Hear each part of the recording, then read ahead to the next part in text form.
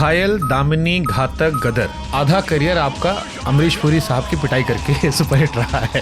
इतने टुकड़े करूंगा कि पहचाना नहीं जाएगा। हमारे यहाँ पर कुछ समय पहले अनिल शर्मा साहब आए थे। उन्होंने कहा मेरे पास ऐश्वर्या राय, काजोल को लेने का पैसा था और एक तरफ ऑप्शन था अमरीश पुरी लेने का। मैंने कहा सनी देओल है, अमरीश पुरी ले लो, पिक्चर सुपर डुपर हिट है। काजोल भी थी, ऐश्वर्या राय से भी बात हुई थी, बजट का भी कंस्ट्रेंट था। फिर जी ने मुझसे कहा कि या तो आप अमरीश पुरी ले लो या बड़े हीरोइन ले लो, तो मैंने कहा मैं अमरीश पुरी लूं। I think Amrish ji is one of the finest actors because उन्होंने हर तरह के रोल किए। He was just not a villain. As a fan पता नहीं मुझे क्यों लगा कि आप दोनों का कुछ कनेक्शन था। अमरीश पुरी साहब के जाने के बाद एक पैच जो बीच में करियर का आया। हाँ नहीं, सामने जब सीन्स होते हैं ना, कोई विलेन ही नहीं था, कुछ बन ही नहीं पा रहा था। इतना बड़ा विलेन हो तो हीरो अपने आप बड़ा होता है। Nobody has been able to come anywhere close to जिनका इतना पर्सोना हो, जो अपने आप को किसी भी रोल में ऐसे घुमा लें और फिर भी हमारी नजर उनसे ना उठे। Some actors are blessed with it. I think Amrish ji was one of them.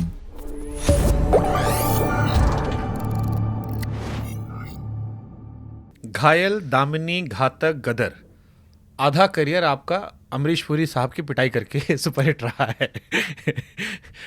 Amrish Puri Sunny Deol की लाइफ में क्या अहमियत रखते हैं? क्योंकि आप दोनों जब जिस फिल्म में स्क्रीन पर आए, मैं स्क्रीन से नजरें नहीं फेर पाया। हमारे यहाँ पर कुछ समय पहले अनिल शर्मा साहब आए थे। उन्होंने कहा मेरे पास ऐश्वर्या राय, काजोल को लेने का पैसा था और एक तरफ ऑप्शन था अमरीश पुरी लेने का। मैंने कहा सनी देओल है, अमरीश पुरी ले लो, पिक्चर सुपर डुपर हिट है। अमरीश पुरी के बारे में आप बताइए, बिकॉज नई पीढ़ी मुझे लगता है और सेलिब्रेट करना चाहिए अमरीश पुरी साहब को। I think Amrish ji is he's one of the finest actors because उन्होंने हर तरह के रोल किए. He was just not a villain. He's played a father with me also in a film which is again a beautiful film. जिद्दी? नहीं, हमारी ये जो थी घातक. और besides that, he was a very, very lovely human being. I always used to look at him like a father figure. He was really very nice and he was always nice. बात करते रहते थे. मैं उस वक्त मेरी back की ज़्यादा प्रॉब्लम होती थी. He would come home to see me also. And when he passed away, I was very, very upset. I couldn't take it. But obviously, Amrish ji, and I don't think anyone can ever come anywhere close to him or replace him or come in his place or anything. और I think आपने देखी है उनकी पाजी, fan के तौर पर मेरा ऑब्जर्वेशन था कि जैसे मैं आपका करियर रीड करता हूँ, जब तक आप अमरीश पुरी साहब काम कर रहे थे, आप एक दूसरे को कॉम्प्लीमेंट कर रहे थे, स्क्रीन बड़ी खूबसूरत लग रही थी।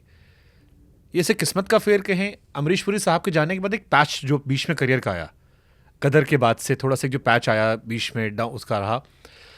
एज अ फैन पता नहीं मुझे क्यों लगा कि आप दोनों का कुछ कनेक्शन था।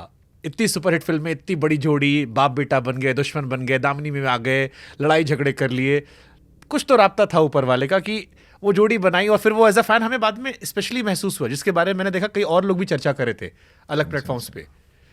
नहीं, देखिए, obviously nobody has been able to come anywhere close to Amrish ji. और हमारे पास कुछ एक्टर्स भी नहीं आए जो जिनका इतना पर्सोना हो एंड सच गुड एक्टर्स हों, जो अपने आप को किसी भी रोल में ऐसे घुमा लें और फिर भी हमारी नज़र उनसे ना उठे।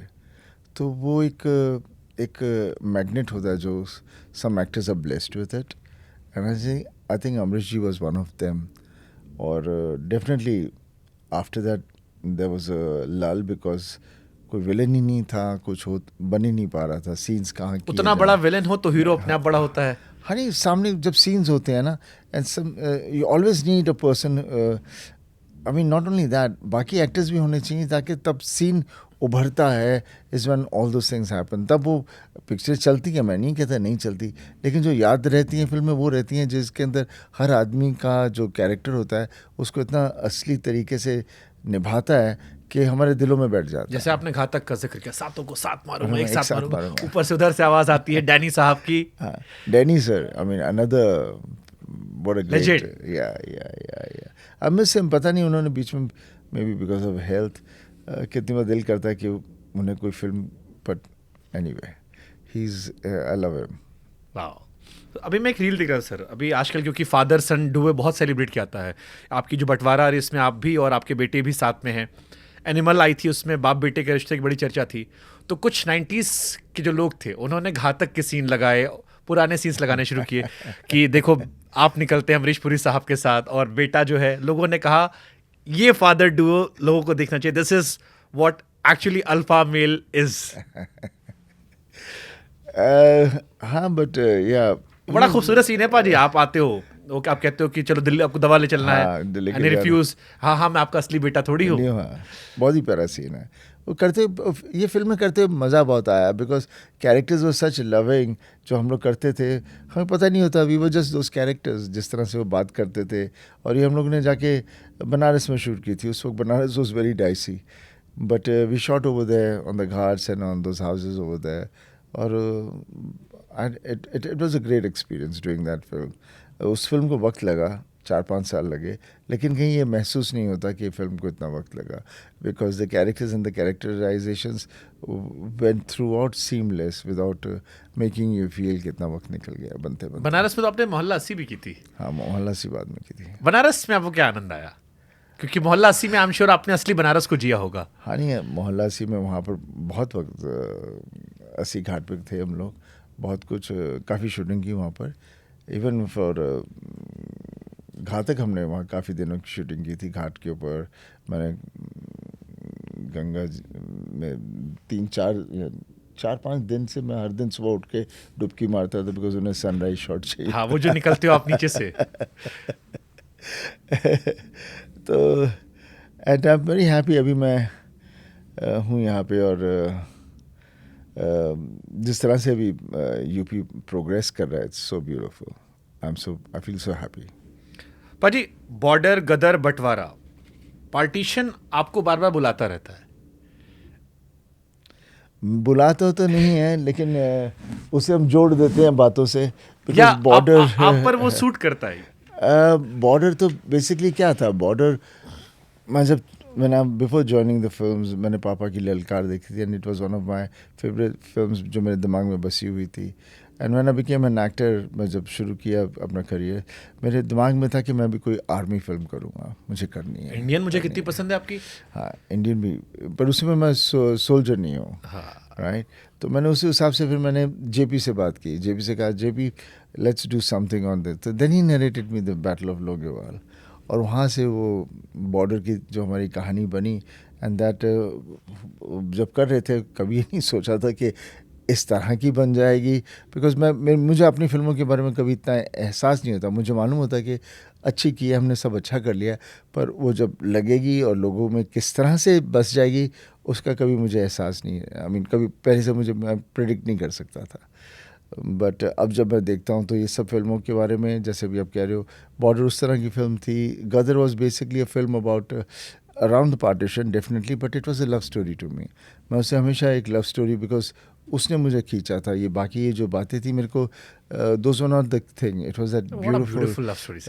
गाने इतने प्यारे थे, मुसाफिर जाने वाले, ऑल द सॉन्ग, नहीं फिर आने वाले, वो उड़ जा काले कावा, दे आर ऑल फॉरएवर, हम जुदा हो गए, उत्तम सिंह साहब का म्यूजिक बहुत बहुत बहुत ब्यूटीफुल। आनंद जी का जो लिरिक, आनंद जी के जो लिरिक्स थे बहुत ही प्यारे थे।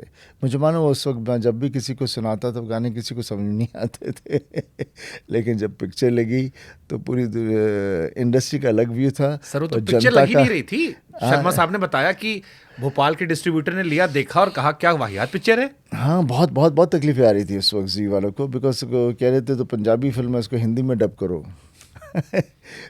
मेरे पास I wanted myself to release the film in Bombay and Delhi, तो मेरे जो डिस्ट्रीब्यूटर सब डिस्ट्रीब्यूटर, मैंने उनको ले जाके फिल्म देखो, देखनी ही नहीं ये फिल्म, उनको शौक ही नहीं था इस पिक्चर का। तो हमारा बड़े अजीब लोग हैं। और उसके बाद जब पिक्चर लगी सब बोल रहे यार मैंने क्यों नहीं किया, मैंने क्यों नहीं किया। मतलब जब मैं कह रहा था कोई सुनता नहीं था। और फिर सारे स्कूल के एनुअल फंक्शन में मैं निकला गड्डी लेके चला था, वो सारे बच्चे नाच रहे थे। आई नो, वो वही कह रहा हूँ ना, मैं जो चला गया था रिलीज होने के बाद, मैं बहुत गुस्से था, even the producers and all, because जब प्रीमियर हुआ कोई आया ही नहीं। You know, I was so upset. I said, at least own the film. People were not owning the film that time. But anyway, that's the way the film that industry destiny, is. पाजी। Yeah. आप सोचिए ना, सनी देओल के गाने में पूरा देश नाचा, सारे स्कूल के बच्चे नाचे, मैं निकला गड्डी लेके। Yeah. हमारे स्कूल में कितने एनुअल फंक्शन हमने देखे हैं जहाँ लोग बेस्ट परफॉर्मेंस करके निकल रहे थे। And this film became cult. It is. इतनी प्यारी फिल्म है, अभी जहाँ भी जाता हूँ वो गाना बज जाता है, हर आदमी नाचना शुरू कर देता है। पाजी वो हैंडपंप कहीं रखा या गायब हो गया? क्योंकि उसको तो म्यूजियम में रखवाना चाहिए था आने वाली पीढ़ियों के लिए। पर उस वक्त थोड़ी ना पता था कि उसका इतना आइकॉनिक बन जाएगा, वो हमने थोड़ी ना सोचा था। वो तो पिक्चर के बाद वो लोग हैंडपंप के पीछे ही पड़ गए। उसका ऑक्शन करवा दो पाजी, करोड़ों में एक दो पिक्चर का बजट निकल आएगा उससे। एक टेक में उखड़ गया था पाजी वो, या उसमें भी टेक्स आए थे? नहीं, वो तो आई मीन ऑब्वियसली शॉर्ट्स करते हैं तो कोई ठीक नहीं लग रहा फिर से एक दफ़ा फिर से करो, बट ऐसी कोई बात नहीं थी। But what was your first reaction जब अनिल जी ने कहा कि इसको उखाड़ना होगा? I was for it. मेरे को उसका You ये thought नहीं कि था। it will become cult? नहीं, इट नॉट कल्ट। बात ये थी कि ये कैसे हो सकता है, तो मैं बोला क्यों नहीं हो सकता। मैं इसलिए हो सकता है क्योंकि जब परिवार पर ऐसी मुसीबत आ जाए और कोई रास्ता ना मिले तो उस वक्त रब आ जाता है।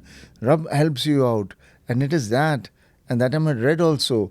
यू नो कि एक बच्चा था गाड़ी के पहिए में था, माँ के पास कहाँ से शक्ति है उन्होंने उठाया और बच्चा निकल गया था। तो this is a abnormal power which comes when it is required. It is not something a strength which is आपने एक्सरसाइज की है तो वो स्ट्रेंथ है, ये इमोशनल स्ट्रेंथ होती है। And this emotional strength is far, far stronger than anything else. So that was a belief I had and I did it without feeling कि ये क्या कर रहा हूँ। बट क्या मैजिक था, मतलब वो लास्ट सीन जब आता है, आप पाकिस्तान जाते हैं और वो हिंदुस्तान जिंदाबाद था, जिंदाबाद है, जिंदाबाद रहेगा। उफ, आप प्ले कर दीजिए अगर अच्छी म्यूजिक पे, मुझे लगता है पूरा कमरा शांत हो जाएगा। हाँ, नहीं, बहुत ही प्यारा सीन था। बिकॉज वो बेचारा आया है, बोलता मैं देख मैं अपनी वाइफ को लेने आया हूँ, अब मुझे तंग क्यों कर रहे हो? क्या रोमांटिक सीन, सही बात है, क्या रोमांटिक क्यों सीन तंग है। कर रहे हो मुझे? तो बोलते अच्छा हम कैसे माने, तू मुसलमान मौला बन जाऊंगा, ये करना वो कर लूँगा। अच्छा चलो, बोले तो साला हर चीज़ के लिए मान रहा है, इसको कैसे हम यहाँ से भेजे बाहर, बिकॉज हम नहीं चाहते ये माने पर ये मान रहा है सब कुछ। और फिर बोलते हैं बोलो पाकिस्तान जिंदाबाद, उसने बोला वो भी बोल दिया, प्यार में बोल दिया। या फिर उसने बोला अच्छा, तो बोला इसको कैसे फंसाएं, तो बोला बोलो हिंदुस्तान, तो मैंने बोला वो मैं क्यों बोलूँ, वो नहीं मैं बोलूँगा भाई, आपका पाकिस्तान जिंदाबाद है, हमारा देश भी है, पर ये तुम जो कर रहे हो ये सही बात नहीं है। So it was basically a character who would do anything for his family, और वही होता है। और क्या है, क्या वही एक ताकत होती है, वही अंदर होती है, परिवार की होती है। And I feel all those things, you know. मैं तो हमेशा बोलता हूँ किसी ने कुछ क्या, मैं I mean that's the strength we have basically.